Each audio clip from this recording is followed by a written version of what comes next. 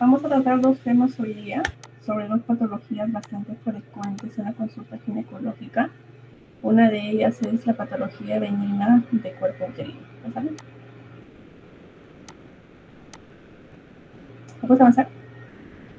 Dentro de lo que es el útero es importante saber que existen capas fundamentales.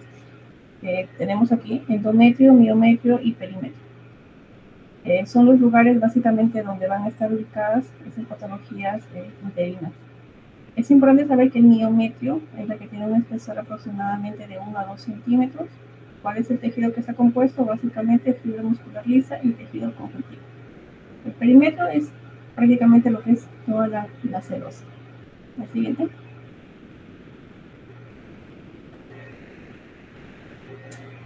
Dentro de los tumores benignos, aquí tenemos la clasificación de cuáles son todas las patologías benignas más frecuentes. A la cabeza tenemos el mioma uterino, tenemos pólipos, las hiperplasias glandulares y lo que es adenomiosis. Todas estas son consideradas neoplasias pélvicas benignas, frecuentes en mujeres. ¿Dónde surge? Como yo les comenté, pues generalmente en el tejido del músculo liso y en los fibroblastos del miometrio. Generalmente se va a presentarse en mujeres en edad reproductiva porque son hormonodependientes. Es muy poco frecuente encontrarlos o que estas aparezcan recién en el periodo de la menopausia, sino generalmente aparecen en mujeres en edad reproductiva. El 70% de las mujeres en algún momento de su vida han tenido miomas uterinos o tienen mioma uterino. Muchas veces no lo saben. Mioma, considerando esta como la patología más frecuente. Muchas veces ni siquiera lo saben y se entera uno cuando le hacen una autopsia. Le hacen una autopsia por X motivo, tenías un mioma. O por algún motivo le realizaron una cesárea o alguna otra cirugía y le diagnostican mioma, porque no siempre van a presentar clínica, muchas veces van a ser asintomáticos. Bien. Vamos a hablar ahora dentro de toda esta clasificación, el mioma uterino. Como ya les habíamos dicho, esta es la patología ginecológica benigna más frecuente, donde está generalmente se origina a nivel de miometrio. La consistencia es como las pelotitas de ping-pong, por eso le llaman fibromas, contienen mucho tejido colágeno. Su crecimiento va a depender mucho de lo que es el tema hormonal, estrógeno, progesterona. El crecimiento es lento, básicamente de 0.5 centímetros por año. Ese es el tumor bastante frecuente, como ya les comenté, en la edad reproductiva, una incidencia del 20 al 25%. Esta va a ir incrementando conforme pasen los años, 2 veces mayor la incidencia en parientes que puedan padecer esta patología. Si ya tuvieron un familiar, probablemente la tengan, ¿no? No significa que sea hereditario, sino existe una mayor predisposición, en la que la genética puede tener algo que ver. ¿Entiendes? Aquí tenemos lo que es cómo se visualiza en un corte en la cara interna, lo que son los miomas, y cómo se observa en la parte externa. A simple vista, como se ve acá, es una imagen bastante redondeada, tiene un color perlino, firme, consistencia, le dicen coriácea, porque es consistencia dura. Cuando uno hace el corte, como observa en esta imagen, tiene como corte en espiral, ¿no? Estas están rodeados generalmente por una capa de colágeno bastante fina, lo cual facilita su extracción en el momento de una cirugía. La apariencia típica, estas pueden tener algún cambio degenerativo. El riego es bastante escaso. Estos tumores son variables.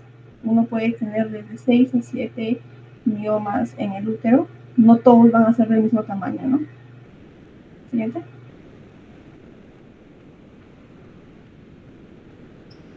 Aquí tenemos cuáles son los factores protectores y cuáles son los factores que podrían condicionar a que se produzca o predisponga el mayor desarrollo de un mioma.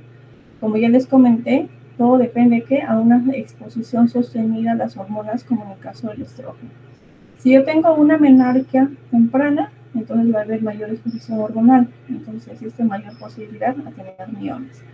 Si es que yo tengo antecedentes no sé, un familiar, qué sé yo, que puede que tenga algún antecedente de miomas, existe la posibilidad que ella también podría tener los miomas, ¿no?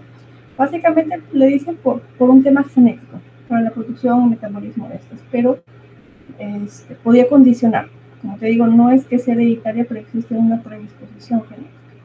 La raza afro-estadounidense es bastante frecuente en ellos encontrar, así como encuentras bastante hipertensión en ellos, también puede existir una mayor predisposición por el tema hormonal. El tema de los anticonceptivos, que no son antagonizados con los progestágenos, también podrían incrementar lo que es el tema de su desarrollo. La posmenopáusica, en cambio, es todo lo contrario. Como ya no hay estímulo hormonal, no es que vayan a desaparecer los miomas, sino detienen su crecimiento. ¿Por qué? Por el mismo hecho del hipoestrogenismo. Mientras más hijos tengo, obviamente son periodos de amenorrea prolongados, ¿no? Imagínate, son 6 hijos, un ejemplo. Entonces, prácticamente son 6 años consecutivos más su periodo de lactancia, en la que no hay mucho estímulo hormonal. Entonces, ellos de forma crónica van a tener menor estímulo estrogénico, por tal, existe menor predisposición. Por eso le dicen como si fuese un factor protector el hecho de tener varios hijos, ¿no? Los anticonceptivos combinados estrógenos con progesteronas también te ayudan, ¿no? Es el antagonismo de los dos progestágenos. El tabaco, se ha visto también que ellos disminuyen los niveles séricos de la nicotina. ¿Por qué? Porque es lo que disminuyen es la aromatasa. Es lo que hacen la disminución de la conversión del andrógeno periférico, de la grasa periférica, del rollito que tenemos, esa conversión a estrógeno. Entonces, también existe un menor estímulo. Entonces, se considera eso como un factor protector. Siguiente. Aquí tenemos lo que es todo con respecto a la etiopatogenia, ¿no? Es importante mencionar que el tema de todos los miomas, estos tienen un mayor número de receptores estrogénicos. ¿Qué significa? Uno que tenga mayor cantidad de estrógenos o receptor de estrógeno, a su vez tienen mayor cantidad de aromatasa. Entonces son dos factores que van a predisponer a su crecimiento o desarrollo. Cuando tengan mayor cantidad de aromatasa, entonces va a existir mayor conversión periférica de andrógenos a estrógenos o a estrona. Obviamente que tienen menos potencia que un estrógeno, pero a la larga también es un efecto, ¿no? Entonces, todos los miomas son sensibles a lo que es estrógeno, progesterona. Su desarrollo se va básicamente en la etapa de la reproducción. Mientras más expuesto a los estrógenos, entonces va a haber mayor crecimiento de estos miomas. La progesterona condiciona, pero es mínimo. No es su crecimiento tan estimulado como lo hace un estrógeno, ¿no? Sabemos que mientras más crecen, el flujo sanguíneo en el interior incrementa. Entonces van a producirse varios cambios degenerativos en los miomas. Los miomas van a degenerar, ¿no? La degeneración. Hay varios tipos de degeneración. Tenemos desde las más frecuentes, que es la hialina, o degeneraciones rojas que se producen en el embarazo. O sea, hay varios tipos de degeneraciones que se van a desarrollar en el transcurso. No necesariamente todas las pacientes que tienen un mioma X esta va a terminar degenerando. En algunas sí, en algunas no. Se ha visto que existe en la genética alguna anomalía cromosómica. Aquí les mencionamos cuáles son por frecuencia, que podrían condicionar a que esos pacientes podrían desarrollar algún grado de miomatosis, ¿no? ¿Siguiente? Aquí les estaba hablando sobre el tema de lo que es las degeneraciones miomatosas. La degeneración hialina es la degeneración más frecuente, la cual se encuentra hasta en un 65% en caso de los miomas subserosos.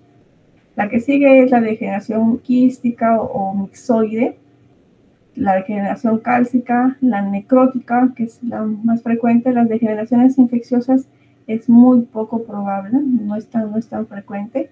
La degeneración grasa o roja, esa es la que es más frecuente en el caso del embarazo. Entonces, cuando te preguntan cuál es la causa más frecuente de degeneración hialina de la degeneración miomatosa durante el embarazo, aquí tenemos la degeneración roja. te preguntan cuál es la causa más frecuente de degeneración de un mioma, por frecuencia, en porcentaje, tenemos la degeneración hialina. Se considera generalmente que los miomas son tumores benignos, porque su degeneración sarcomatosa o degeneración maligna es menos del 0.05%. Por eso, paciente diagnosticada con un mioma, generalmente no siempre le das un tratamiento quirúrgico, siempre indicas manejos expectantes. ¿Por qué? Porque la degeneración a la malignidad es súper mínima. ¿Bien? Anteriormente, estas eran las clasificaciones de los miomas, ¿no? Simplemente decía subseroso, intramural, submucoso. Esas eran las únicas clasificaciones. Entonces decía, ¿sabes qué? Subseroso son las que están fuera del útero, intramural, que está dentro de la musculatura, y submucoso dentro de la cavidad. Esa era la antigua clasificación de los miomas. Pero obviamente el manejo no era subóptimo porque no todos los miomas solamente están ubicados en subserosa, no solo en intramural o submucosa, sino hay miomas que comparten una u otra capa del útero. Siguiente.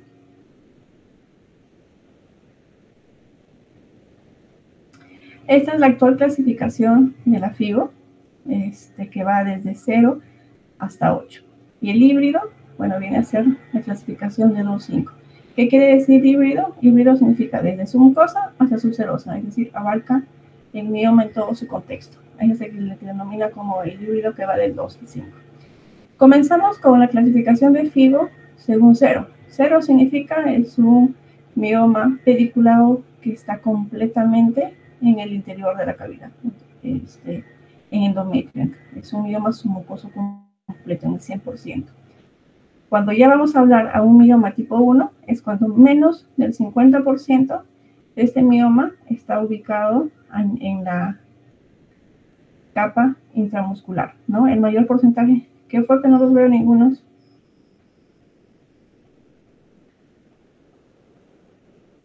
No apaguen su cámara, chicos, por el amor de Dios, ¿eh?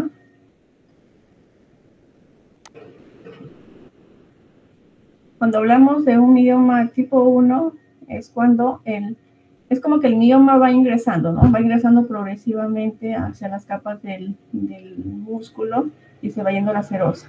El tipo 1 es cuando menos del 50% tiene compromiso intramural.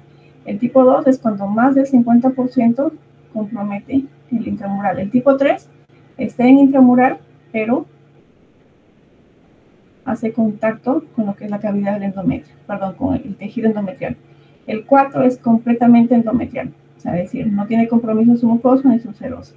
El tipo 5 es cuando menos del 50% compromete la subserosa. El tipo 6, más del 50%, y el tipo 7 es exclusivamente subserosa. Y el tipo 8 ya son aquellos que están ubicados en otro lugar, ¿no? Puede ser en ligamentos, a nivel cervical, entre otros. La siguiente. Dentro de esas clasificaciones, como era pues anteriormente, cuando hablamos de un mioma submucoso, significa que esos están revertidos básicamente por la mucosa de lo que es el tejido endometrial. Y esos crecen ¿hacia dónde? Hacia la cavidad interna. Y estos son los miomas que van a generar mucho problema de sangrado. Las dismenorreas son, pero es en menor intensidad en comparación a los otros tipos de miomas. Estos miomas, en las cuales tenemos el tipo 0, 1 y 2, son los responsables más que nada del problema de infertilidad, son responsables de las pérdidas de embarazo. Los miomas intramurales son los de crecimiento central, son los miomas que están muy vascularizados y son los miomas que van a generar dolor por compresión. Y si hablamos de un mioma subseroso, son los que van a proliferar hacia afuera, ¿no? Son aquellas que pueden generar un tema compresivo, básicamente, y va a depender del tamaño que tenga. Entonces, dependiendo de eso, uno va a comenzar a dar manejo quirúrgico, dependiendo de la sintomatología que esa genera. Siguiente. Aquí tenemos con respecto a lo que es la clínica. Sabemos que hay un 50% de todos esos miomas que no van a presentar ninguna sintomatología. Tenemos intramurales, subserosos, entre otros. Básicamente esos van a estar, básicamente los intramurales subserosos van a ser los que van a estar bien irrigados, ¿no? La sintomatología es variable. Estas van a oscilar igual, de un 20 a un 50%. Y la sintomatología va a depender cuántos miomas hay, va a depender dónde está ubicado, y si es que van a presentar sangrado o no, y el tamaño de estos miomas. Hemos comentado que los submucosos, todos los miomas, o los de tipo 0, 1 y 2, todos que van a generar sangrados, independientemente del tamaño. Entonces, acá te dice, mientras más grande, hay mayor compromiso venoso del útero y genera mayor sangrado. Dentro de los no submucosos, es decir, en este caso podría ser un parasitario, puede ser un intramural, un tipo 6, un tipo 7, o un subseroso neto, que es el tipo 7, que dependiendo del tamaño, estos pueden generar un problema de compresión. Es decir, están en la cara anterior, comprimen a nivel vesical, puede generar polaquiuria, disuria, incontinencia. En este caso, se supone que son miomas grandes. Entonces, aquí sí se indica cirugía. Si llega a comprometer uréter por un problema obstructivo, genera hidronefrosis. Está generando daño. Entonces, ahí sí tengo que operar. A nivel rectal, dificultad para la evacuación con un tema de estreñimiento. También puede generar compresión nerviosa, nervios sacros, obturadores. Entonces, en estos casos, uno, que genere clínica de sangrado. Segundo, un problema compresivo, ahí sí tiene indicación quirúrgica un mioma. Es un mioma sintomático, no tiene motivo para que operar, ¿no? Dolores pélvicos agudos te van a generar dolor. Muchas veces los miomas quieren, uno, por ubicación, duele. Y segundo, cuando un mioma está degenerando, también va a generar dolor. Las dismenorreas. Pueden existir cambios hematológicos. Por la misma pérdida de sangre, obviamente les va a llevar a un problema de anemia farocémica. Ahí hemos visto que los mucosos, por ubicación, te van a generar problemas de fertilidad. Entonces, ahí también indican tratamiento quirúrgico. La siguiente. Esta es una imagen. Acá se puede observar cómo se encuentran las capas del útero normalmente con sus vasos sanguíneos, ¿no? Los vasos radiales, artiformes, las arterias. Y cuando vemos acá, tanto a nivel subseroso como a nivel biometral o submucoso, se observa el crecimiento, cómo genera el desplazamiento de los vasos sanguíneos de la parte distal, cómo es que estas venas comienzan a dilatarse. Y cuando son submucosos, cuando se produce el desprendimiento del tejido, esos vasos se rompen y generan un sangrado. Entonces, esa es la causa, cómo genera mayor cantidad de sangrado, y es el motivo por el cual yo tengo que someter a un tratamiento quirúrgico. Siguiente. Aquí tenemos imágenes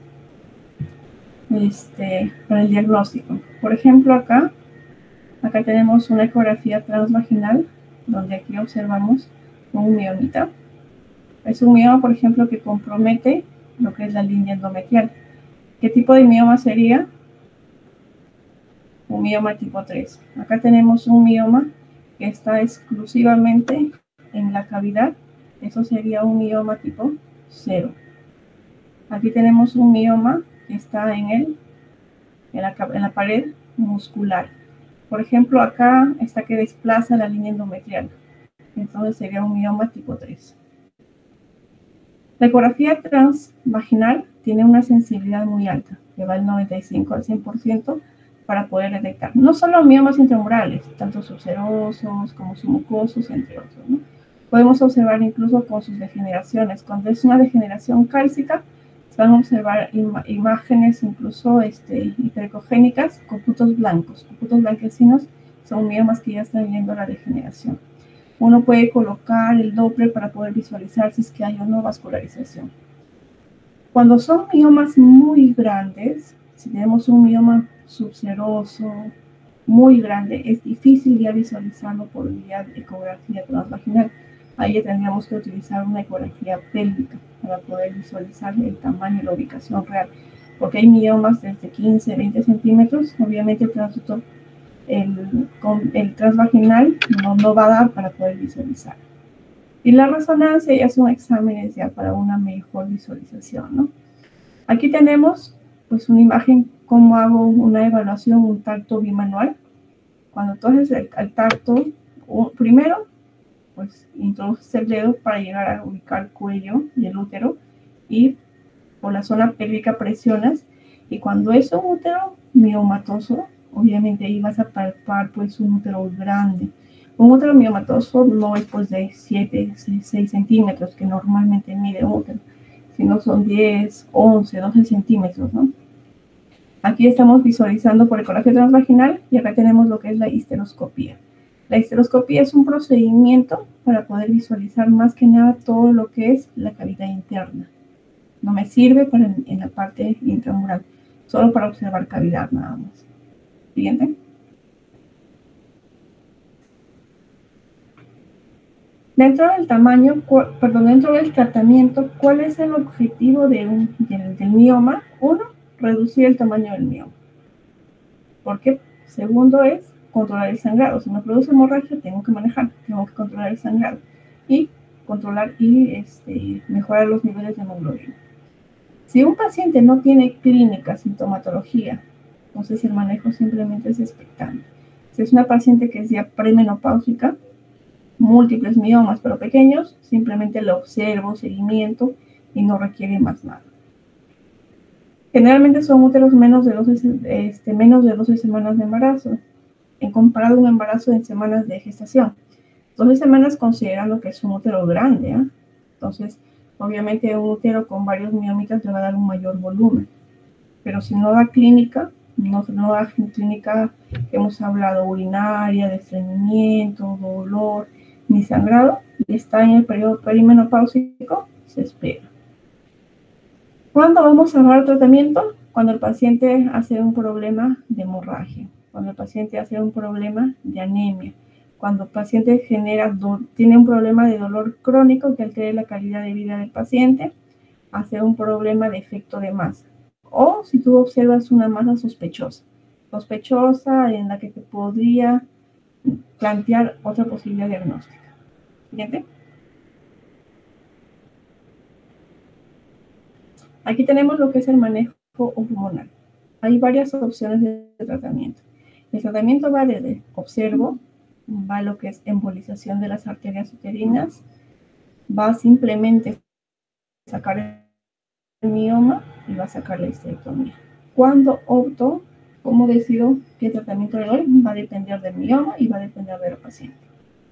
Si es una paciente que ya está casi perio postmenopáusica y te genera síntomas compresivos y todo, lo preferible es sacar el útero. Si es una paciente con deseos de fertilidad, miomectomía o embolizaciones. En una embolización, yo no le voy a ofrecer a una paciente con un mioma submucoso o un mioma subseroso, porque eso va a provocar necrosis. Entonces, si tú tienes un mioma subseroso o submucoso y que están pediculados y esa necrosa, eso cae a cavidad, cae tejido motonecrosado.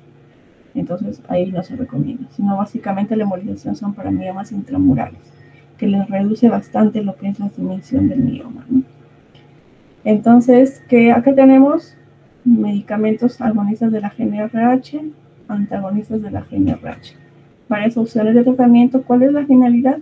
Disminuir, como generar como una pseudomenopausia, hacer que ellos no menstruen por un intervalo de tiempo, suprimir lo que es el estímulo del estrógeno para que este mioma no crezca, ¿no?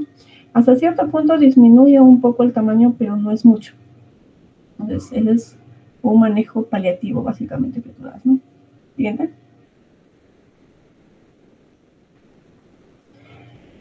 Dentro de estos otros tratamientos, básicamente tenemos los analgésicos y antifibrinolíticos, ¿no? Situación, paciente con sangrado. Antes de someterle a un manejo quirúrgico, si ya estamos planteando, lo que tenemos que hacer es controlar el sangrado. No voy a dejar que pare el sangrado espontáneamente. Entonces, tengo que darle ahí los AINES y los antifibrinolíticos. Ambos potencian el efecto para cohibir o disminuir más el volumen del sangrado. También puedo ciclar con anticonceptivos. Los dispositivos a base de hormonas también nos ayudan bastante. Tienen efectos buenos para lo que son los sangrados anormales por miomas y alivian también lo que es el tema del dolor. es como alternativa. No significa que vaya a desaparecer el mioma. Ayuda, hay una disminución leve en el tamaño, pero no desaparece. No es que va a disminuir 1 centímetro, 2 centímetros, no, para nada. Es bien leve la disminución del tamaño. Siguiente. Aquí tenemos lo que es la parte del tratamiento quirúrgico. Acá el objetivo es, si es una paciente en edad fértil, lo que tienes que hacer es controlar el sangrado y preservar lo que es el tejido endometrial para un futuro embarazo. Acá tenemos la cirugía de una miomectomía, por ejemplo, ¿no? Esta es una miomectomía laparoscópica, tú abres la cavidad, simplemente sacas el mioma y vuelves a suturar. Por ejemplo, acá tenemos varios miomas y acá están con los cortecitos en la extracción. Obviamente el útero no queda así, pues no sería una maravilla. El útero es bien sangrante, porque es bien vascularizado. Entonces hay miomectomías que lo van a hacer vía abdominal y vía laparoscópica. La laparoscópica es la ideal, pero existen criterios. No puedes hacer a una paciente que tenga 7, 6 miomas, operarlas vía laparoscópica. Uno, porque es tiempo operatorio. Y segundo, por el tamaño, ¿no? Entonces, por vía, si son muchos miomas, tiene que ser vía abdominal. Si es que son, es decir, con cortes, si son pocos miomas, sí lo puedes hacer por vía laparoscópica. Y como hemos mencionado, la histerectomía va a depender mucho, pues, de la edad de la paciente para poder optar para sacar el útero. ¿Siguiente? Aquí tenemos la incisión de la histerectomía, es parecida, ¿no? Es igual como la cesárea, es una incisión transversa baja y retiras todo el útero conservando los ovarios. No, esa es una histerectomía parcial, no vas a retirar todos los ovarios, a menos que ya sea una paciente posmenopáusica. Si es una paciente posmenopáusica, no tiene sentido dejarle los ovarios, ahí sí saldría todo. Y se saca pues con todo a la fecha ya no hacemos estas parciales, perdón, estas en la que tú conservas cuello de útero. Si tú vas a sacar el útero, es sacar con todo y cuello de útero.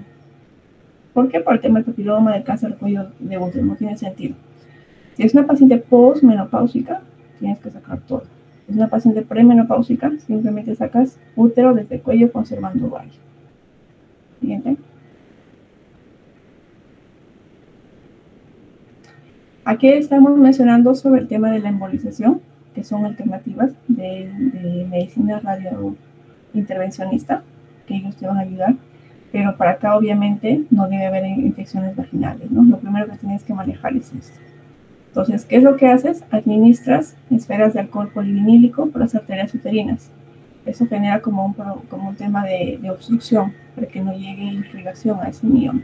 Entonces hace que reduzca su tamaño.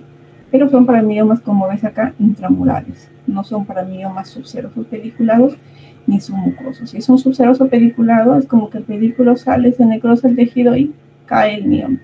Cae el mioma cavidad necrosalis. Entonces no tiene sentido hacerlo. Entonces, ahí son las indicaciones. Siguiente.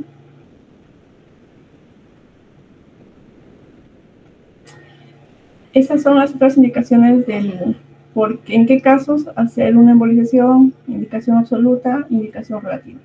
Ya hemos mencionado quiénes se excluyen para no hacer la embolización. Básicamente, después del procedimiento, se tiene que explicar al paciente que van a presentar dolor, náuseas, incluso hacen febrículas. ¿Por qué? Por la misma necrosis que se genera. Entonces, ¿hay contraindicaciones absolutas? Definitiva, pues, ¿no? Que esté con infección activa, que haya sospecha de un cáncer, por lógica que esté embarazada.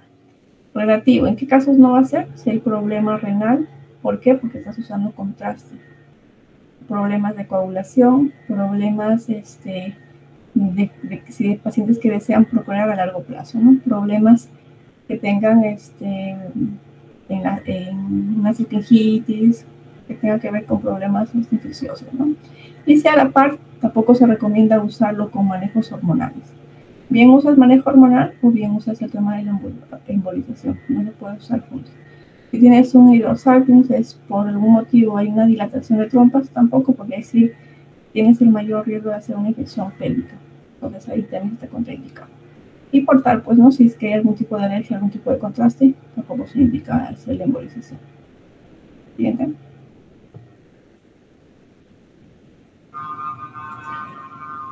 Aquí básicamente, acá tenemos lo que es una vez identificado, ¿no? Sabes que yo tengo una paciente que tiene un mioma, sabemos, ¿tiene indicación quirúrgica sí o no?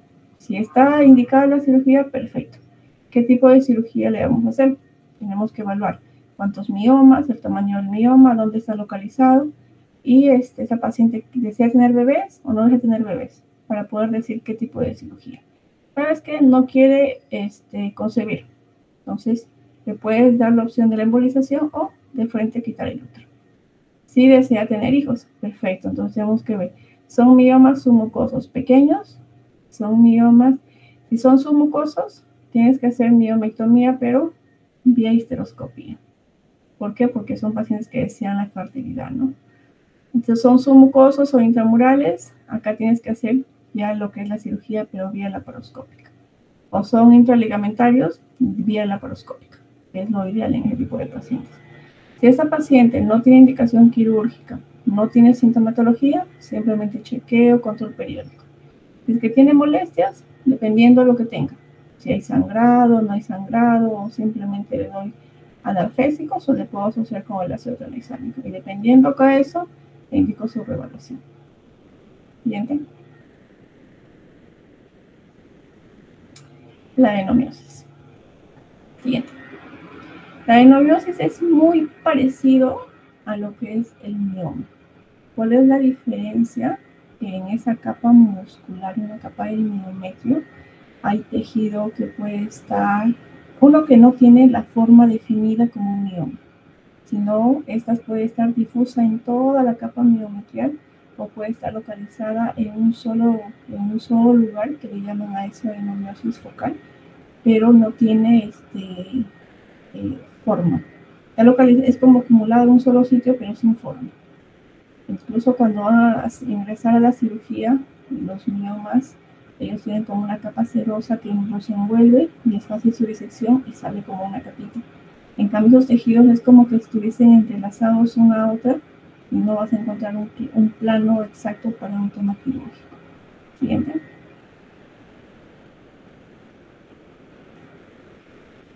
Bien.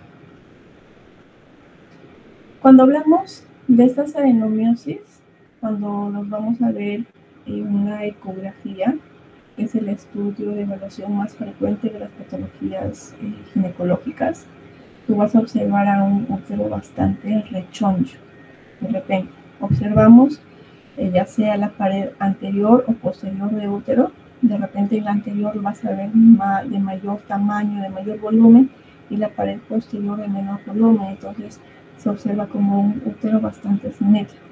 Simplemente en esa visualización nada más te das cuenta que son otro adenomiosis, que te va a generar clínicas muy parecidas a los miomas, que te generan sangrados, dolor, que es lo más frecuente, ¿no? A veces hacen dolores menstruales, que se... Factores de riesgo: a partir de los 54, menarquia temprana, ciclos menstruales cortos, índice de masa corporal elevado. ¿Por qué? Porque siempre las gorditas tienen mayor predisposición por el mismo hecho que tienen mayor cantidad de tejido graso que va a ser convertido a estrógeno. Entonces, sabemos que los miomas, como la adenomiosis y todo, son hormonodependientes. Hay múltiples teorías para su desarrollo o por qué aparece una adenomiosis, pero causa exacta no se sabe. Siguiente.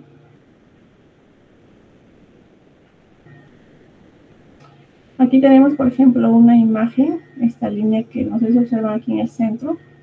Esa es la línea endometrial, bastante delgadita.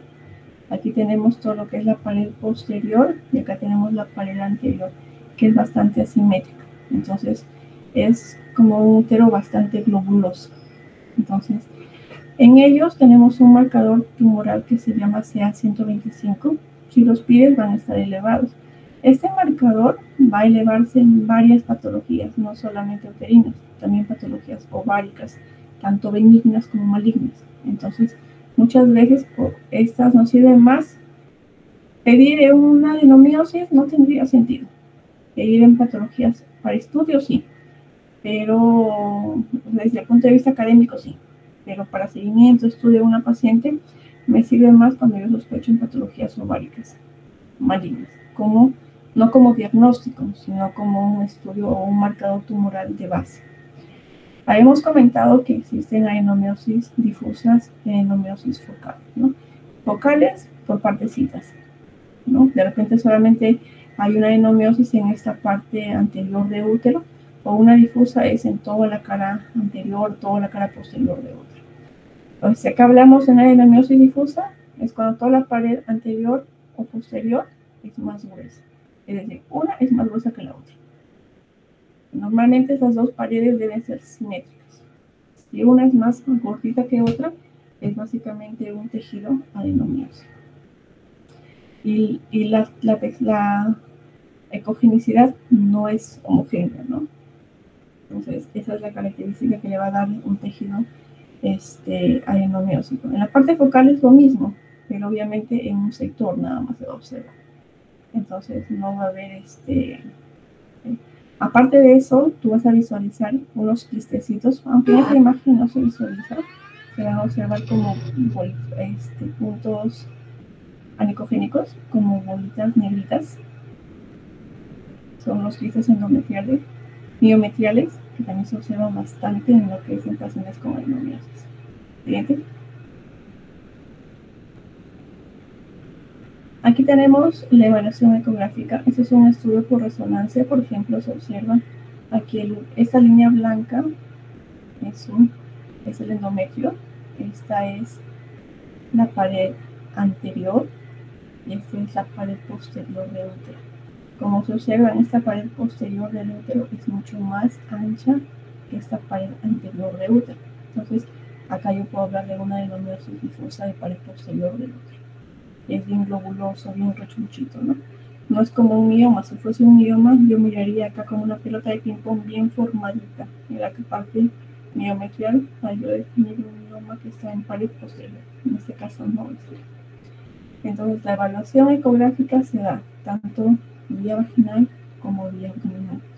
Cuando las tumoraciones son grandes, en definitiva la evaluación ideal ya sería por vía pélvica. Si son pequeñas, por la vía transvaginal. ¿Cuáles son los criterios para poder hablar de una adenomiosis? Uno, que sea un útero globuloso, que vamos a ver acá, ¿no? Rechonchito, globuloso. Segundo, que existan quistes miometriales, que son áreas anicogénicas redondeadas, que en la cavidad vas a observar imágenes quísticas, un miometrio, donde está el mioma. El mismo miometrio, sus tejidos no son homogéneos. Por ejemplo, acá tú observas, hay puntos hiperecogénicos, no hay una homogeneidad en todo el tejido. Hay estrías lineales hipocogénicas, pueden haber líneas subendometriales anicogénicas. Entonces, ellos se consideran como criterios ecográficos para poder decir, no, sabes que este útero es adenomioso, a diferencia de un mioma, ¿no?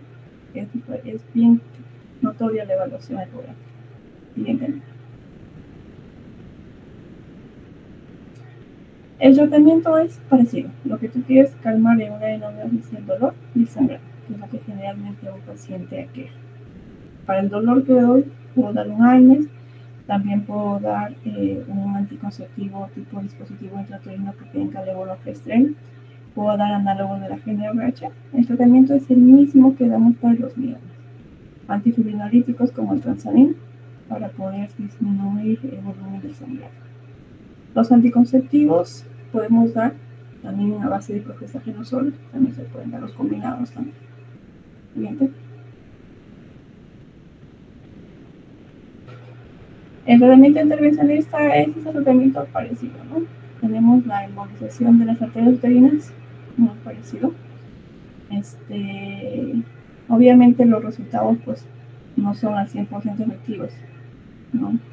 Por eso es que tampoco es un procedimiento muy usado. La histerectomía es el tratamiento definitivo. No hay útero, no hay dolor, no hay sangrado. Entonces, obviamente para que uno llegue a este tratamiento definitivo, tú tienes que evaluar a la paciente y ver todos los factores. Dentro de los factores que tienes que evaluar es la edad de la paciente, su deseo genésico y qué clínica es lo que te está produciendo a la paciente. Entonces, no le voy a ofrecer a una paciente de 30 años de frente a una histerectomía. Entonces va a depender mucho si sometemos a cirugía o le sometemos a un tratamiento médico por un periodo de tiempo. Adelante. Y los pólipos. Esta es una imagen de un pólipo. Es así como se observa cuando uno hace una histeroscopía. ¿Ya? El pólipo, tenemos pólipos que puedan estar en cavidad endometrial, como pueden estar en canal endocervical. Entonces, estos son sésiles y pedunculados. ¿De qué tejido nace? Del tejido endometrial. Son variables que pueden venir desde milímetros hasta centímetros. Entonces, acá tenemos la edad promedio, 40-50 años, en pacientes que han usado tratamiento de reemplazo hormonal, cuando han usado tamoxifeno por algún otro problema de fondo, cuando son obesas, diabéticas. Entonces son factores de riesgo de pacientes que podrían desarrollar lo que es un pólipo endometrial. ¿Cuál es la principal molestia de un pólipo? El sangrado. Entonces, como son bastante sésiles, esos pólipos tranquilamente salen con un simple legrado. Pero cuando tú ofreces la histeroscopía, tú ingresas y quemas esta base. Quema esta base como para evitar su crecimiento, ¿no? Que vuelvan a reaparecer. Por tanto, el pólipo como los miomas vuelven a aparecer, ¿no? Mientras uno esté en edad reproductiva. Siguiente. La incidencia de estos pólipos es bien raro en mujeres menores de 20 años. Tiene una prevalencia del 8%, aumenta con la edad. Es la causa más frecuente de sangrado uterino normal y no son de causa hereditaria. Sus factores son hormonales. El tratamiento que puedo dar son básicamente a base de antifibrinolíticos o dar anticonceptivos también para poder, combinados para poder mejorar lo que es el sangrado, ¿no? Hay factores inflamatorios, hay factores genéticos. Bueno, genéticos no tanto porque no son de causa hereditaria. Aparecen a mayor edad. Hay un desbalance tanto en nivel estrógeno-progesterona, ¿no? Que son las responsables de todas estas tumoraciones benignas de ovario. ¿Siguiente?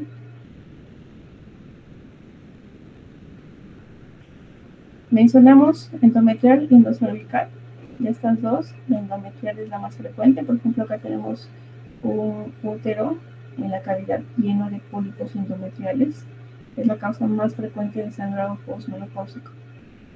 Pueden estar en un 50% como sintomáticos y hay un porcentaje que va a ser sangrado, ¿no? Esa es la clínica más frecuente. O hay pacientes que están en edad reproductiva causa de infertilidad. Entonces no consiguen embarazo, ¿por qué? Porque en la zona de implantación está ubicado el pólipo. Factor de riesgo, posmenopáusica, obesas, pólipos endocervicales se asocian o acompañan a un endometrial, uso de tamoxifeno, diabéticas, hipertensas. Cuando hablamos de los pólipos endocervicales, son aquellos pólipos que están casi muchas veces aquí fuera, por canal endocervical. Son asintomáticos o son pacientes que siempre quejan sangrado postcólito. Y cuando colocas el espéculo en cuello, o en canal, o aquí en cuello vas a observar lo que es un pólipo. Muchas veces son pólipos pequeños, pueden ser, qué sé yo, de 5 milímetros, 1 centímetro, 2 centímetros, que son pediculados. Entonces, la causa más frecuente en ellos son sangraditos constantes, pequeños sangrados, o sangrados que incrementan con las relaciones sexuales. Siguiente. Aquí tenemos el estudio diagnóstico. Aquí es así como se observa cuando uno hace una histerosonografía. La histerosonografía es cuando normalmente el diagnóstico primero es por ecografía, ¿no? Yo hago la ecografía, veo un endometrio grueso, heterogéneo, con estas imágenes, y al colocar el Doppler veo que tienen acá una arteria nutricia. Entonces, al observar esta arteria nutricia me hace la sospecha que hay algo acá. Entonces pido una histerosonografía. En la histerosonografía ingresa un catéter hasta este nivel y por ahí se instila cloruro de sodio. Al instilar, ¿para qué? ¿Con qué finalidad? Para distender esta cavidad endometrial. o la cavidad uterina. Al descender yo puedo visualizar acá esas imágenes, ¿no? Por ejemplo, acá es una cavidad con múltiples imágenes politoriales, como esta. Entonces ahí yo ingreso la histeroscopía. Ese es un procedimiento de histeroscopía, ¿no? Y observo de esta forma. ¿Qué es lo que hago? Es resecar esos pólipos. Incluso sin necesidad de usar el cauterio para quemar, simplemente limpias a rasas y son tan sésiles que salen rapidito esos pólipos con mucha facilidad, sin ningún problema, ¿no? ¿Cliente? Por ejemplo, este es un pólipo endocervical. Por ejemplo, acá hay 2 pólipos pediculares.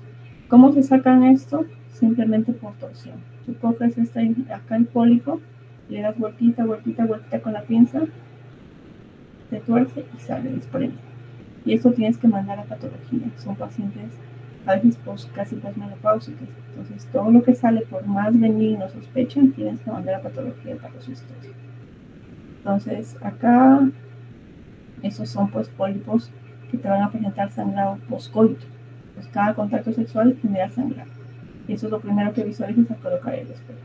Como acá dice, por torsión sacas el pólipo, ¿no? Cuando vueltas, coges con una fester, das vueltas, vueltas, vueltas, vueltas, y solo se desprende.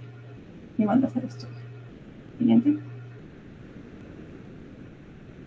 La clínica acá tenemos sangrado poscoito, que es más frecuente cualquier lesión que esté en cuello de útero.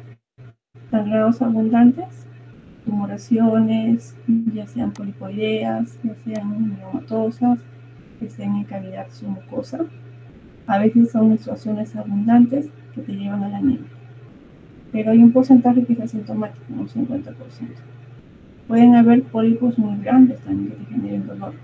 Y lo más importante, el tema de fertilidad, ¿no?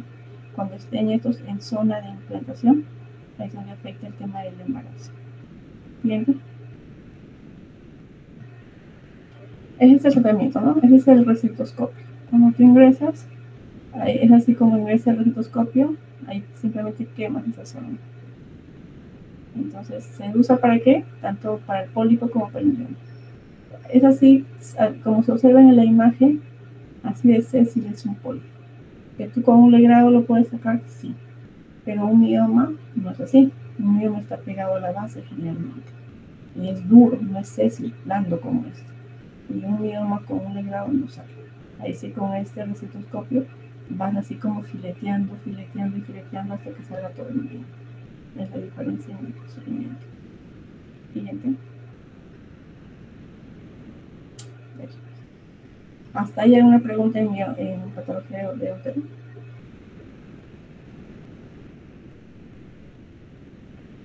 ¿Pregunta? Doctora, tengo una pregunta. Dime. Cuando había alto número de miomas, de preferencia era vía abdominal, pero hay un punto de corte. Generalmente cuando son hasta 5 miomas, tú los puedes hacer vía laparoscópica. Más que nada para el tema del tipo de cirugía, porque los miomas tú los puedes hacer vía laparoscópica, pero un mioma tiene por vía laparoscópica mucho tiempo operatorio.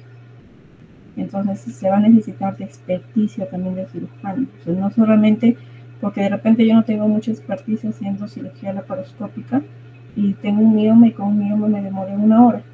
Y con 5 miomas son 5 horas. Entonces hay mucha exposición de CO2 del paciente. Entonces uno depende, la cantidad de miomas, depende del tamaño del mioma y va a depender de la experticia que tenga o la experiencia que tenga el cirujano. Entonces, lo ideal es que todo procedimiento sea lo más conservador posible, y dentro de lo conservador es la vía laparoscópica. Y cuando son submucosos, lo ideal es que sea histeroscopía, eso es lo ideal. Caso contrario, y cuando son miomas grandes, pues no una indicación quirúrgica, generalmente van de los 5 centímetros para adelante, someterlos a cirugía. Entonces, un mioma de 7 a 8 centímetros, vía laparoscópica no lo vas a hacer.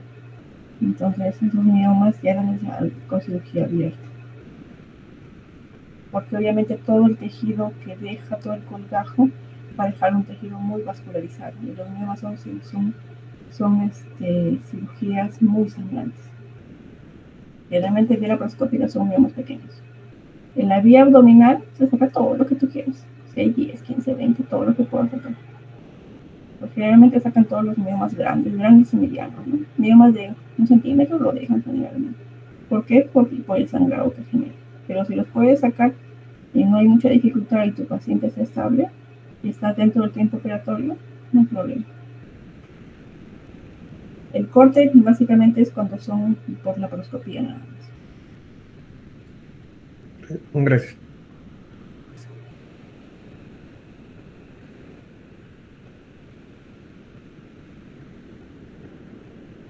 ¿Otra pregunta, duda?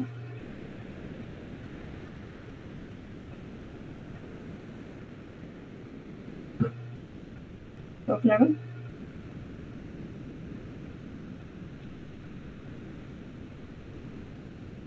¿Quedó claro? Pasamos a lo siguiente.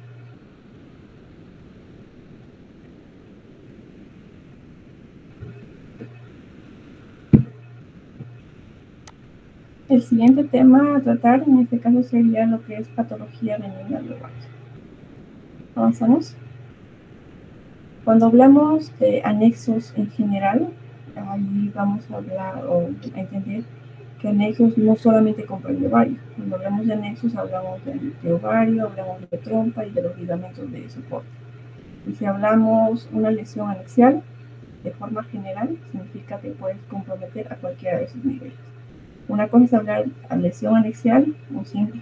Yo digo una lesión en el anexo derecho, entonces eso no necesariamente implica solamente en el ovario derecho, sino ovario, trompa, en algunos lugares de la lesión.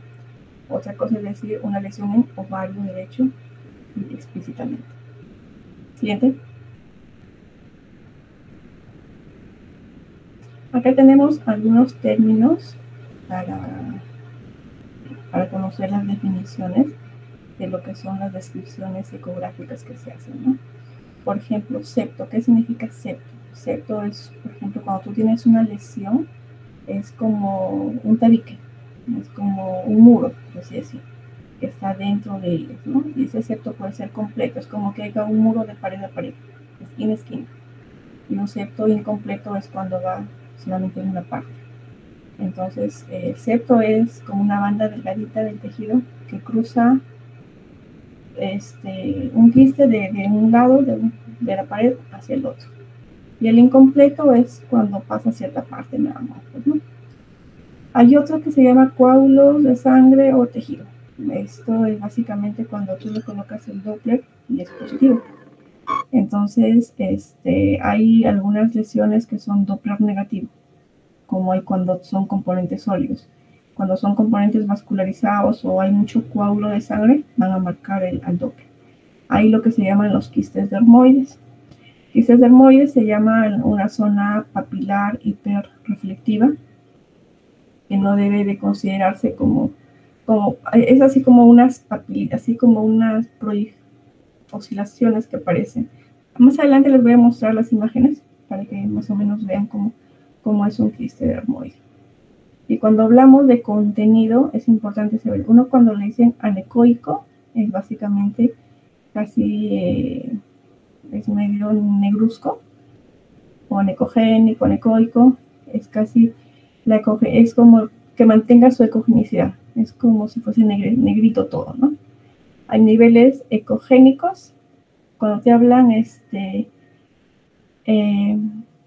como te dice, por ejemplo, múltiples niveles o diversos niveles ecogénicos, qué sé yo, es cuando no todos mantienen la misma característica. Tú vas a observar partes de repente más oscuras que otras, ¿no? Vidrio esmerilado, por ejemplo, tú vas a observar como si fuese una imagen negra con punteados blanquecinos, como si fuese esas lunas de catedral, como si fuese el esmeril de una catedral, de esas ventanitas, por ejemplo, en algunas tumoraciones benignas, que también las vamos a ver. Y la sombra acústica posterior, cuando tú ves una imagen y en la parte baja pues se ve como un reflejo. Entonces, todas esas definiciones se observan en tumoraciones benignas. Siguiente.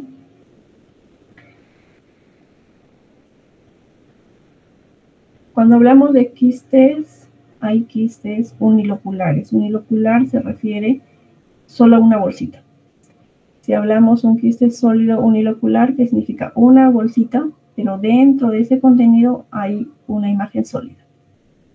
Cuando hablamos multilocular es cuando es como si fuese un racimo de uvas, multilocular, ¿no? Es una bolita y dentro de ella hay varias bolitas. Si hablamos un quiste sólido multilocular, cuando dentro de esas imágenes quísticas por dentro hay una tumoración, una masa, es decir, una imagen de un color diferente. El tumor sólido es cuando todo el tejido es compacto, ¿no? Cuando visualizas es de una imagen más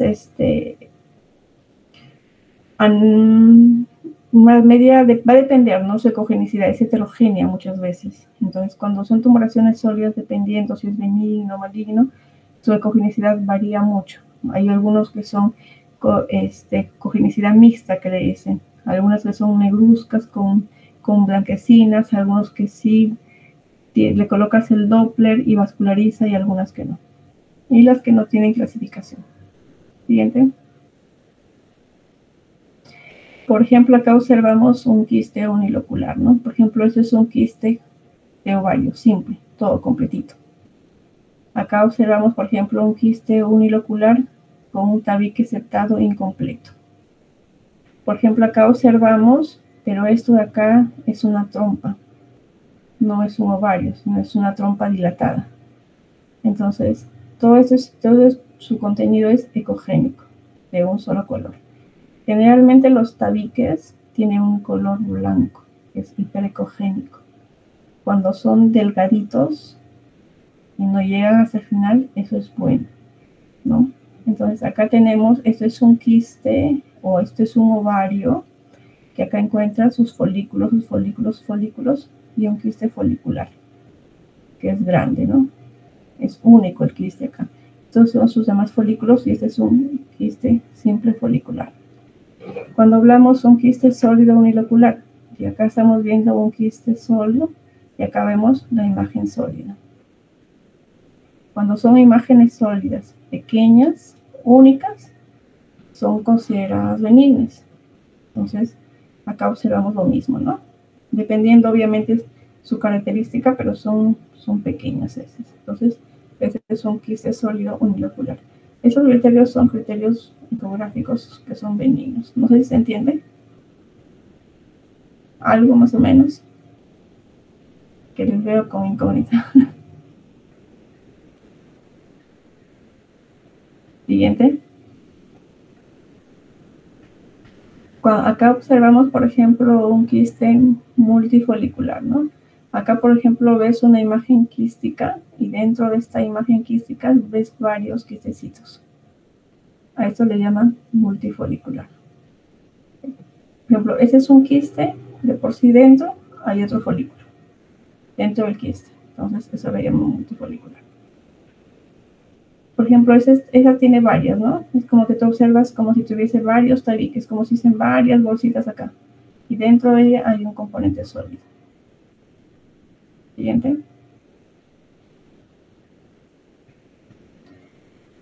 A ver, por ejemplo, acá, todo esto acá, toda esta imagen en sí, por ejemplo, es mixta. Ya, entonces, es como que si esto fuese un contenido, todo lo que es blanquecino, es la imagen sólida, y esta acá es como contenido líquido. Entonces, acá casi todo, más del 80% de su compromiso es sólido, y el contenido líquido es poco. Entonces, a esto le llaman imagen sólida o tumor sólido. Acá, por ejemplo, es sólido en el 100%. Aquí es sólido con algunas imágenes quísticas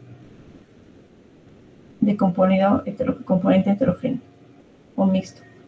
Siguiente.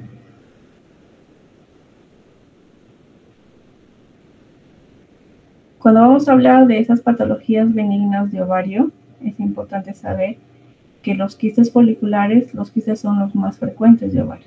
Hay quiste folicular y quistes lúteos. Dentro de los lúteos tenemos a los tecaluteínicos y la granulosa luteínica. Siguiente. Siguiente.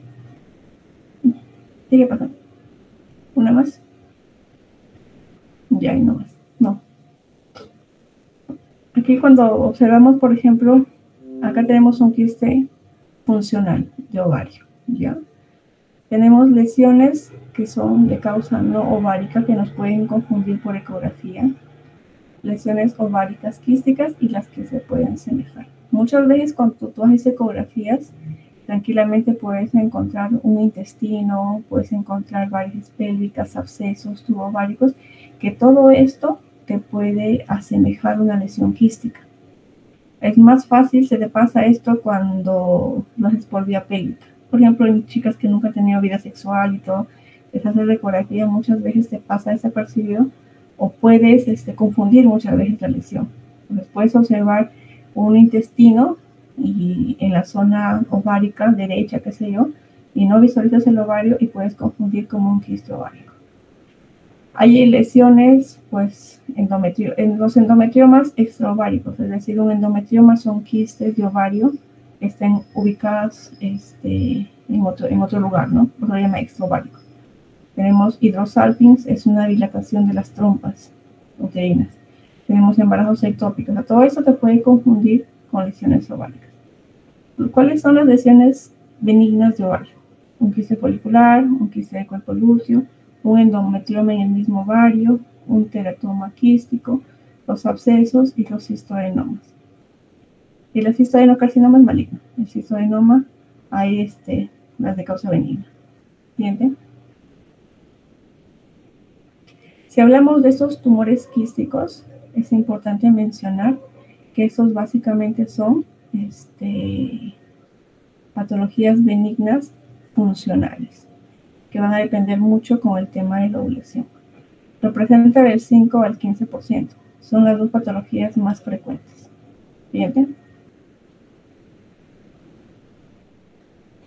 La clínica de estos pacientes, ¿cuáles son? Asintomático en la mayoría de los casos. Muchas veces van a un control de rutina, ya sea una ecografía o encontrar un quiste folicular. Entonces depende mucho del tamaño. Esos se autolimitan y desaparecen. Simplemente se les indica seguimiento. Pero cuando esos ya tienen un tamaño mayor de 5 centímetros, algunos se dicen mayor de 7, y cuando genera una torsión, y esa torsión genera isquemia, ahí va a generar un dolor intenso. Y ahí sí va a requerir, producen dolor, náuseas, fiebre, y ahí sí necesitan cirugía de emergencia. ¿Por qué? Porque hay un problema de torsión y de isquemia, y ahí genera necrosis muchas veces, ¿no? Cuando no hacen, o si es que hacen clínica, no crónica de repente, simplemente ¿qué es lo que refieren? Sensación de presión o como una distensión en la zona pélvica. No hay otra molestia que ellos refieren. ¿Siguiente? Cuando hacemos el diagnóstico, lo que tienes que hacer, como ya les mencioné, una ecografía, y muchas veces el diagnóstico ha sido casual. Entonces tú tienes que pedir marcadores tumorales. De los marcadores los solicitamos siempre y cuando exista sospecha de una tumoración maligna. Entonces, este marcador CA125 es el que más se solicita. ¿Cuándo se pide? ¿Y en qué patologías tú los vas a encontrar altas? Tú los puedes encontrar altas en cáncer, que es lo más frecuente en las de tipo epitelial, en enfermedades no cancerígenas, como hemos mencionado, la adenomiosis, miomas, endometriosis, apendicitis, también se encuentra elevado el CA125. Entonces, en realidad, como son patologías benignas, no es de rutina solicitar, pero si encuentro una lesión ovárica sospechosa, sí es de rutina. En una mujer sana, también se les encuentra hasta en 1% elevado al CA125. Entonces, eso se solicita siempre y cuando exista sospecha ecográfica de lesión sospechosa, maligna. Ahí sí se solicita. No para diagnosticar cáncer, pero que sirve como estudio de base en caso de que salga positivo un cáncer, como seguimiento pronóstico si te sirve. ¿Bien?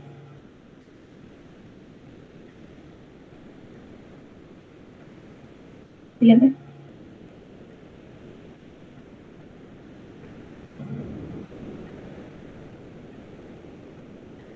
¿Nada más? Como ya les comenté acá, como toda patología ginecológica, el método de estudio diagnóstico es la ecografía. Tenemos ecografías transvaginales o las pélvicas. Así como cuando existe un mioma uterino gigante, igual cuando existe tumoración ovárica gigante, lo ideal es vía transabdominal. Pero si no son gigantes, todo es vía transvaginal.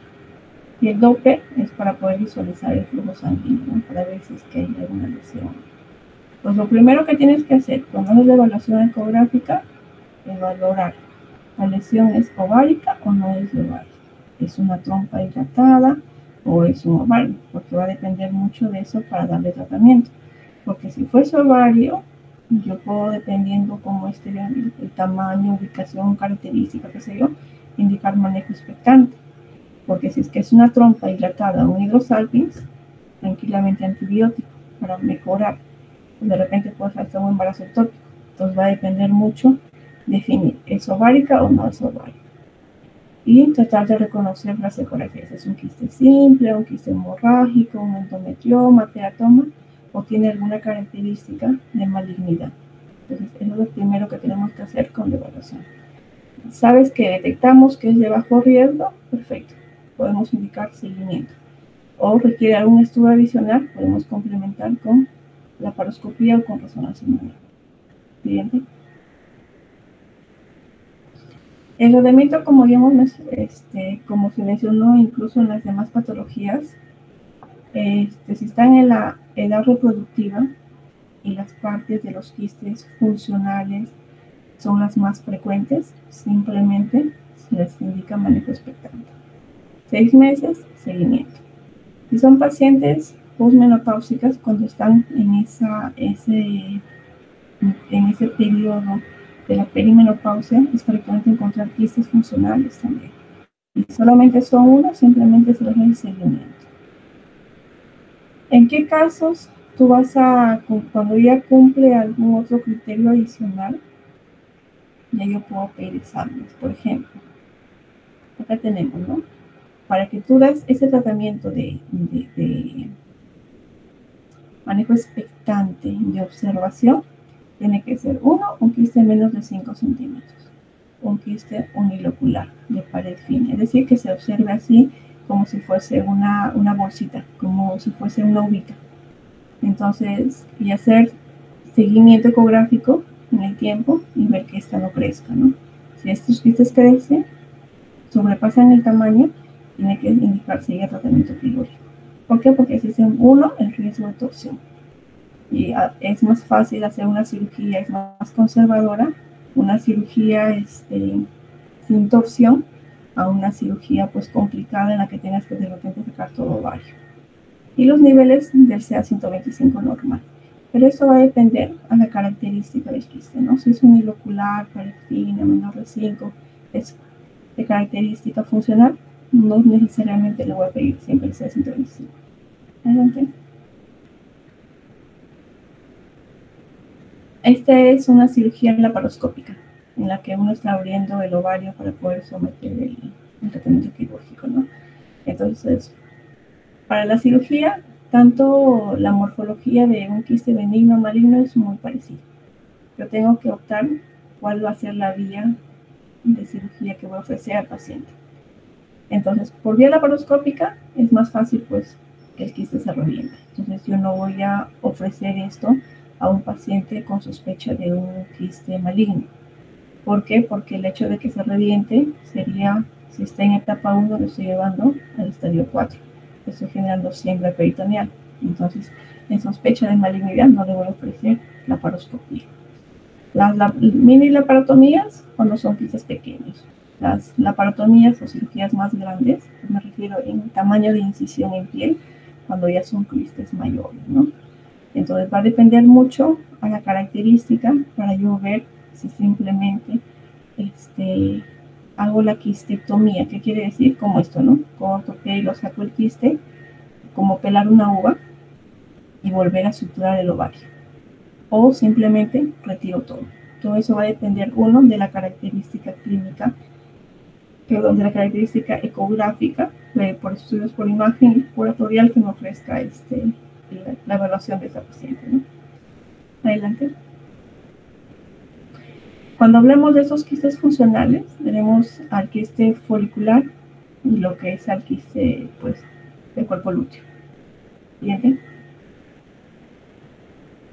Cuando hablemos de estos dos quistes, son quistes que se encuentran en mujeres en etapa reproductiva, básicamente es un problema netamente hormonal, por eso sometemos tratamientos quirúrgicos, tratamientos conservadores en estos pacientes, tratamientos de seguimiento en el tiempo. No necesariamente tengo que darle anticonceptivo. Si son menos de 5 centímetros, simplemente seguimiento y ver si crece o no crece. Como observas acá un ovario y acá crece un folículo. Y es muy frecuente encontrar estos quistes foliculares, que son hormonodependientes. ¿Entienden? Cuando yo hablo de estos... ¿La otra?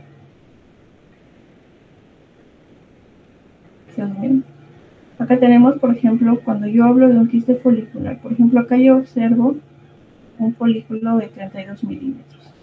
Este es un ovario, que es un folículo y este es otro. Acá hay otro folículo. Este es un quiste, por ejemplo, multifolicular, hay 2 folículos. Acá hay un quiste folicular único. Pero como te das cuenta no hay nada por dentro, ¿no? Es como una bolsita con contenido ecogénico, no tiene nada. Entonces, es básicamente cuando este folículo dominante falla en el momento de ovular y simplemente no ha involucionado. Entonces, va a permanecer en el tiempo, pero estos van a ir reabsorbiéndose y van a desaparecer. Entonces, estas pueden llegar de 3 hasta 8 centímetros. Pueden ser unifoliculares generalmente, pero pueden ser multi, como en este caso. Lo común es que sean únicos y espontáneamente se resuelve. Y algunos pacientes pueden incluso tener ascitis de una forma fisiológica. Por eso no son quistes malignos, simplemente es netamente hormonal. Eso se resuelve sin necesidad de ningún medicamento.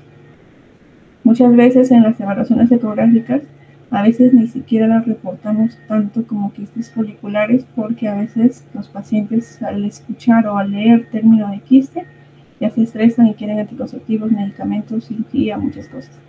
Simplemente le decimos que es un folículo o simplemente lo reportamos como otro ovario normal. Pero en ovario sí describimos, ¿no? Folículo de tanto por tanto, que se puede. Siguiente. Acá tenemos el quiste del cuerpo del útero, ya que también es funcional, que es parecida a la otra. La diferencia está cuando le colocas el Doppler, va a tener lo que es el anillo de fuego. Ya, por ejemplo, acá tú colocas el Doppler, acá se observa como un anillito, acá, como un anillo de fuego. Entonces, cuando este cuerpo lúteo se llena tanto de líquido como sangre, ¿no? Entonces, es un tejido muy vascularizado, que es frecuente también observarlo en el ciclo menstrual, y eso también se resuelve sola. Entonces, tampoco requiere de ningún tipo de tratamiento. Muchas veces colocan y ven todo esto, si les llama mucho la atención y se estresan, no es nada, en realidad. Siguiente. Dentro del tratamiento, sintomáticos, nada más. Si es que el quiste persiste o el quiste crece, tentativa quirúrgica. Pero si un quiste persiste de 3, 4 centímetros, es pequeño, no le voy a ofrecer cirugía. La cirugía se ofrece cuando es más de 5 centímetros. ¿Cómo diagnóstico? Todo el diagnóstico es vía ecográfica. Entonces, son quistes grandes, pequeños, va a depender mucho al hallazgo ecográfico y dependiendo de eso lo voy a indicar. Si es un quiste de 9 centímetros, ahí sí, muchas veces no le indico mucho manejo expectante. Ya son quistes muy grandes, ahí sí se les puede indicar manejo quirúrgico, pero hasta 5 centímetros sí se les indica manejo expectante. ¿Cuál es el factor de riesgo? Tabaco, los anticonceptivos. No necesariamente tengo que recomendarlos como parte del tratamiento. Algunas lesiones quísticas sí, pero no necesariamente. Acá menciona lo último, que no necesariamente para prevenir que se forme el quiste. Hay hormonas o hay anticonceptivos que incluso pacientes que, por ejemplo, están con el implante uno que otro, comienzan a formar, por ejemplo, sus quistes funcionales, porque es netamente hormonal. Entonces, quitas el anticonceptivo y muchas veces revierte. Entonces, no necesariamente voy a dar un anticonceptivo para prevenir. ¿Sabes que tomes anticonceptivo para que no formes quistes? No, no es eso. Siguiente. Aquí tenemos otros tipos de patologías aparte de la parte funcional, que son tumores benignos. Dentro de estos tenemos a las células epiteliales, o son de estirpe epitelial, las más frecuentes, tanto seroso como mucinoso. Entonces, son quistes de neoplasia de carácter benigno, que es frecuente también encontrarlos en ovario. Y hemos mencionado que las más frecuentes son las funcionales, ¿no? Las siguientes son las de tipo epitelial. De estas epiteliales, las más frecuentes son las serosas y mucinosas. También tenemos los teratomas quísticos, pero seroso y mucinoso es lo más frecuente que se encuentra. Siguiente. Acá tenemos a qué se le denomina seroso y a qué mucinoso. Al seroso generalmente tienen una pared fina, el líquido es seroso. Esto se parece mucho incluso a un quiste folicular. Entonces es muy parecido. Entonces es como una bolsita de agua. Generalmente cuando te digo unifolicular, significa que es solamente como una uvita, nada más. Generalmente se pueden presentar hasta un 20% en los dos ovarios. En cambio, el mucinoso, estas paredes que recubren son más gruesas y la mucinosa pueden tener mucho mayor tamaño. Igual que estas son el contenido líquido, transparente, citrino, que puede ser de una bolsita única o puede ser varias bolsitas y pueden ser quistes de mayor tamaño que pueden llegar a medir 12, 13, 14 centímetros. En cambio, las serosas son más pequeñas. Y esos son las neoplasias benignas de estirpe epitelial más frecuentes, seroso y mucinoso. El seroso es más frecuente, más pequeño y a un 20% puede afectar a ambos ovarios. El mucinoso puede ser unilocular, puede ser multilocular, pero puede ser de un mayor tamaño. Siguiente. La siguiente patología es el endometrioma.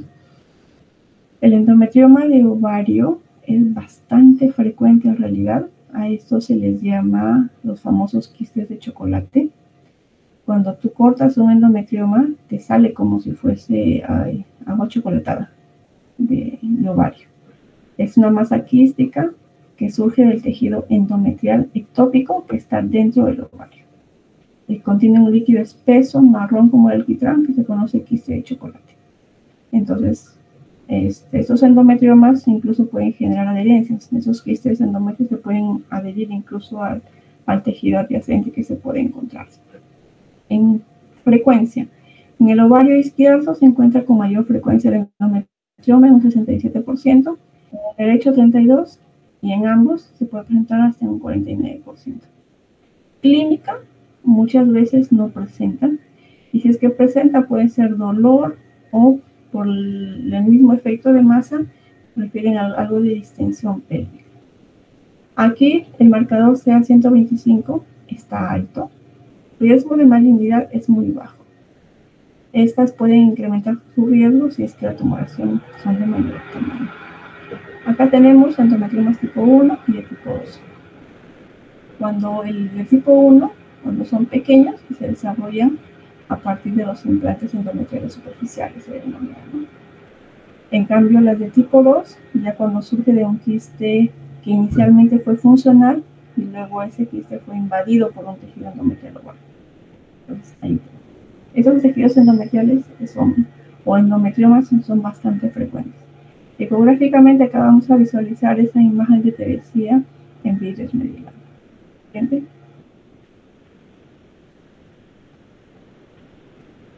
Esta es la imagen, no sé si observan acá. Todo es una imagen anecogénica, es decir, así toda negrita, con punteado blanquecino. ¿Ustedes conocen cómo son los vidrios de la catedral? Tiene esa forma, ¿no? Porque dice como vidrio medio esmerilado, de forma como si fuese el vidrio de la catedral. Esa es la característica ecográfica que tiene, ¿no? No es cuando tú ves, por ejemplo, un quiste simple tiene este color, homogéneo, parejito, como esto. Pero un endometrioma tiene un color, es como que si a esto le das un chispeado blanquecino. ¿No? Entonces, esa es la característica ecográfica. Entonces, esta es la característica o la descripción ecográfica en vidrio esmerilado que le da.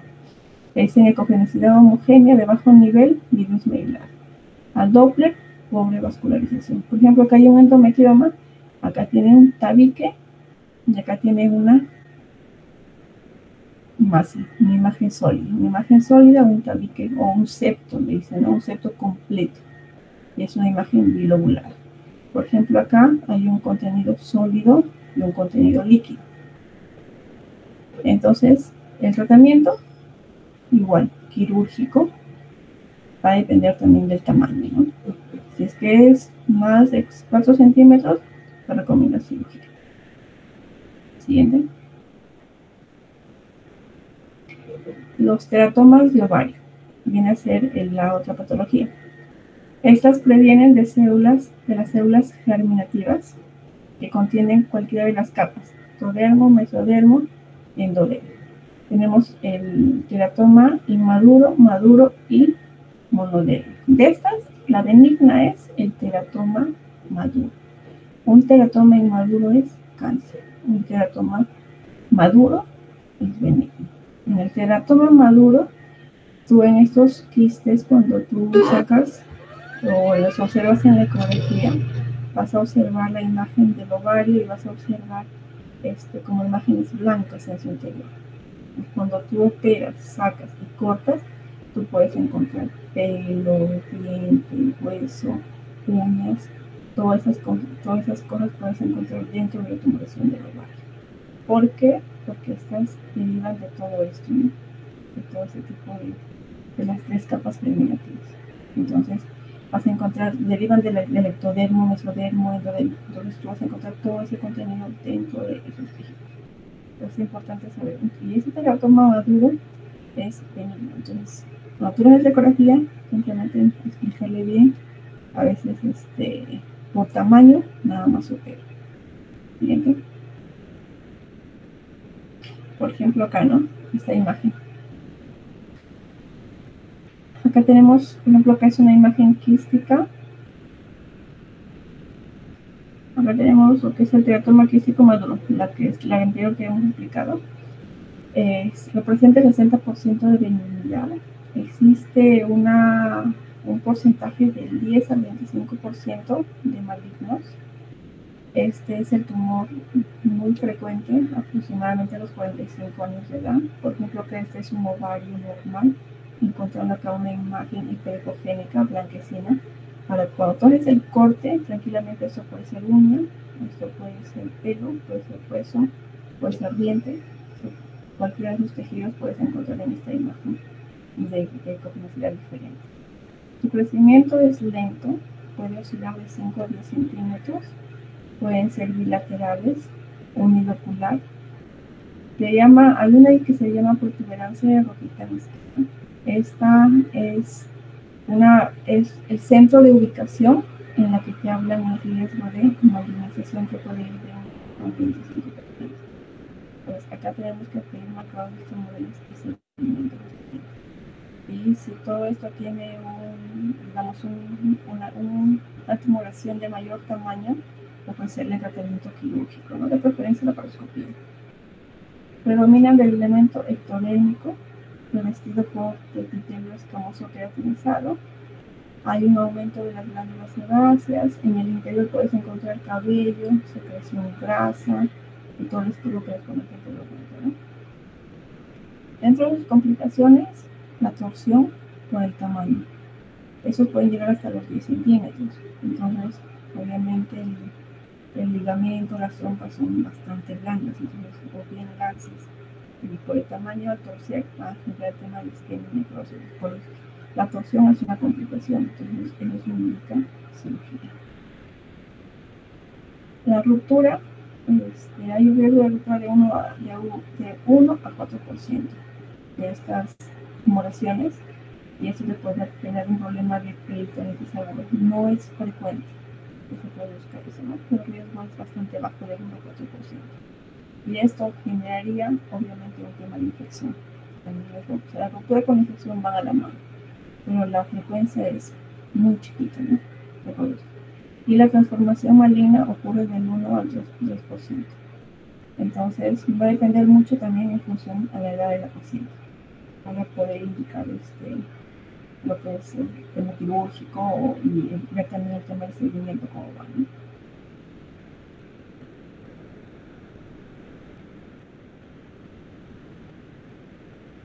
La clínica, como ya hemos mencionado, son mujeres de tercera edad. Por ejemplo, acá tenemos esta es la imagen que hemos visto inicialmente. Eso acá, bueno, viene a ser una imagen quística de tiene 6 centímetros, es un quiste grande. Acá esto es una papila, ¿ya? O una imagen sólida, pero de acuerdo a la visualización es una tumoración de líquido. Entonces acá le indicaría tratamiento quirúrgico solo por el tamaño, digamos. Entonces acá, por ejemplo, es pequeño, seguimiento, observación. Hemos visto que son asintomáticos hasta un 65%, o en caso que presentaran clínica, van a presentar dolor. La masa pélvica, obviamente va a depender del tamaño, hemos visto que crecen hasta 10 centímetros. Si crecen 10 centímetros, si se palpa a la evaluación manual. El diagnóstico, cuando observamos, acá observamos con una masa heterogénea. Vemos la coloración o la cogenicidad del ovario más la cogenicidad de la lesión que está dentro del ovario, ¿no? Los que dejan sombra acústica, por ejemplo, acá deja como una proyección, sombra acústica, acá deja una sombrita por este lado. Todo lo que deja sombra acústica es la mayoría. Y los nódulos son nódulos dermoides que se proyectan en la punta del quiste o el signo del iceberg también. Pero estos son básicamente características binarias, ¿no? Solamente el nódulo de Rokitansky que no tiene que hacer seguimiento por el riesgo de malignización. El riesgo es bajo, que va de 1 al 4%.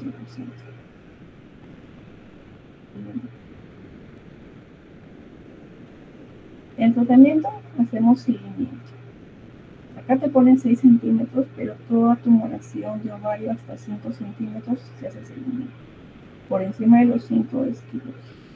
La tasa de crecimiento acá es menos de 2 centímetros por año. Estas teratomas también se pueden presentar en el embarazo y no se indica cirugía en el embarazo, a menos que esté presentando alguna clínica de torsión. Muchas veces se espera el postparto para hacer el procedimiento. Tranquilamente uno puede operar en el momento del parto, sin ningún problema. Manejo quirúrgico puede ser por vía laparoscopía, cuando son de 5 centímetros, ¿no? Puede sacar solamente el quiste, o puede sacar con todo el ovario. Siguiente. ¿Cuál es el riesgo de torsión anexial? Cuando la masa ovárica mide 5 centímetros para adelante.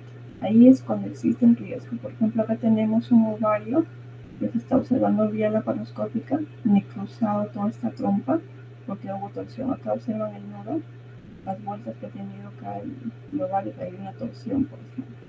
Entonces, esto que se va a generar un dolor agudo intenso. Entonces, aquí obviamente significa cirugía de emergencia.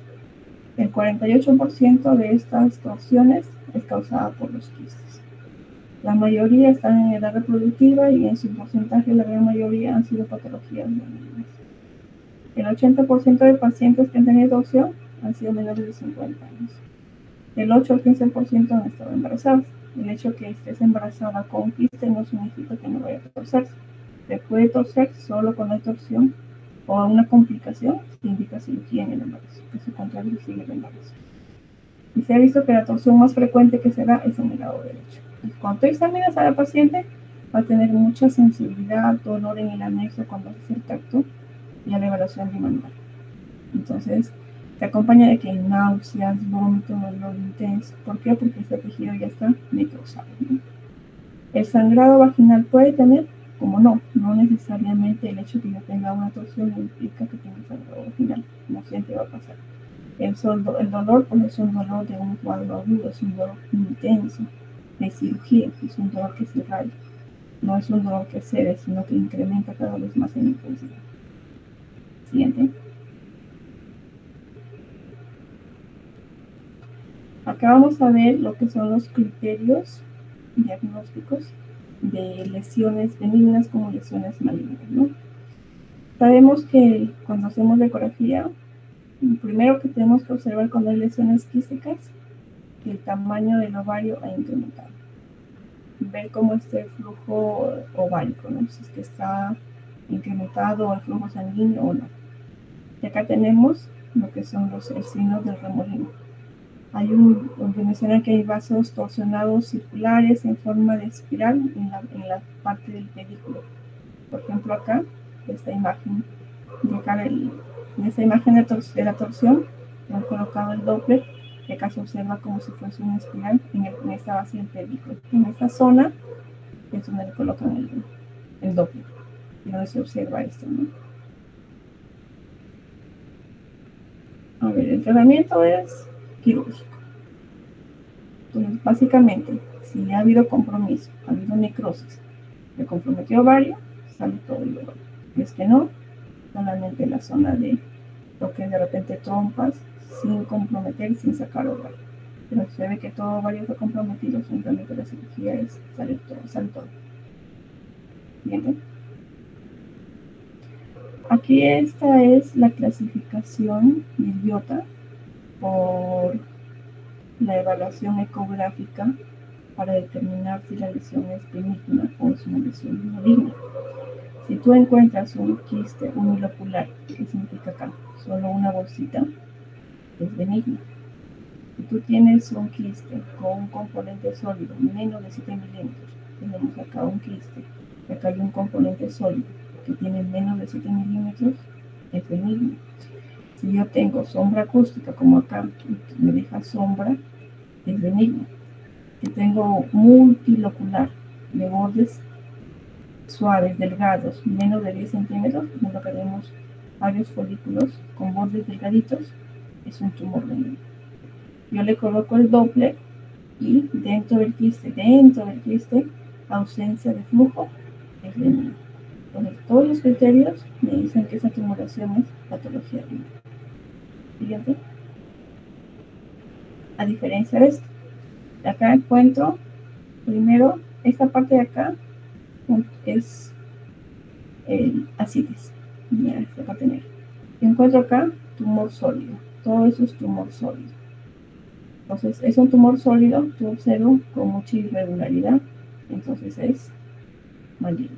Encuentro ascitis, todo esto de acá es ascitis. Ascitis es maligno. Acá te dice al menos 4 proyecciones papilares. Acá me hay un montón de proyecciones. 1, 2, ¿saben para qué? 3, 4. Como contenidos dentro de. Eso significa que es maligno. Tumor sólido, irregular, multifolicular. O sea, acá hay bastante irregularidades, bastante tumores sólidos. Me dicen que esto es maligno. Yo le pongo el Doppler dentro de la tumoración. Dentro encuentro marcado flujo sanguíneo, también es maligno. Entonces, si yo encuentro esos criterios en la evaluación ecográfica, esto me tiene que hacer sospechar que es un cáncer. ¿Entienden? Ya, estoy bien entendido. Que les he visto más allá que aquí. ¿Alguna pregunta? ¿Se entendió al menos?